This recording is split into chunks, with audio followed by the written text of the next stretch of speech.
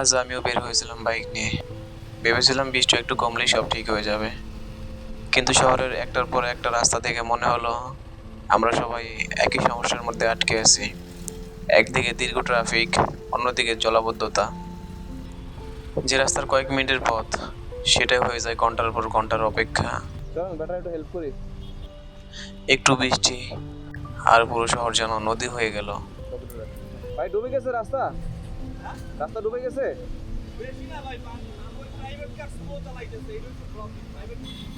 এটা কি শুধু বৃষ্টির পানি, নাকি বছরের পর বছর জমে থাকা অবহেলার গল্প?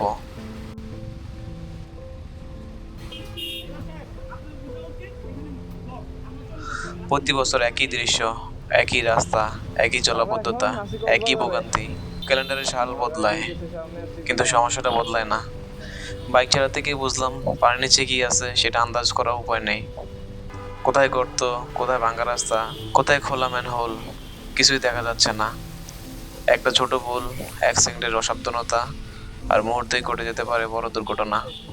কিন্তু শুধু বাইকাররাই নয়, রিক্সা চালক, বাস চালক, প্রাইভেট কার, সকালে অফিসগামী মানুষ, স্কুল কলেজের শিক্ষার্থী, সবাই একই কষ্টের মধ্যে দিয়ে যাচ্ছি। কারো সময় নষ্ট হচ্ছে, কারো গাড়ি নষ্ট হচ্ছে, আবার কেউ নিজের জীবন ঝুঁকি নিয়ে বাড়ি ফিরছে। তাহলে প্রশ্নটা কি শুধু বৃষ্টির? না, প্রশ্নটা হলো পানি নামার রাস্তা কোথায়?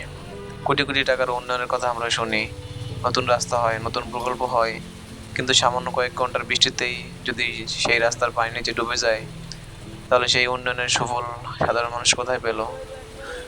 আমরা বৃষ্টি থামাতে পারবো না, কিন্তু সঠিক পরিকল্পনা, কার্যকর ড্রেনেজ ব্যবস্থা আর নিয়মিত রক্ষণাবেক্ষণ থাকলে হয়তো প্রতি বর্ষায় একই দুর্ভোগ দেখা হতো না।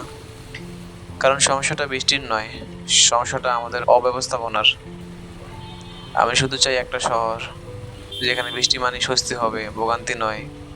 যেখানে রাস্তায় বাড়বে না ট্রাফিক, কমবে দুর্ঘটনা, আর মানুষ নিরাপদে নিজের গন্তব্যে পৌঁছাতে পারবে। আপনার এলাকাতেও কি একই অবস্থা? কমেন্টে জানাতে ভুলবেন না।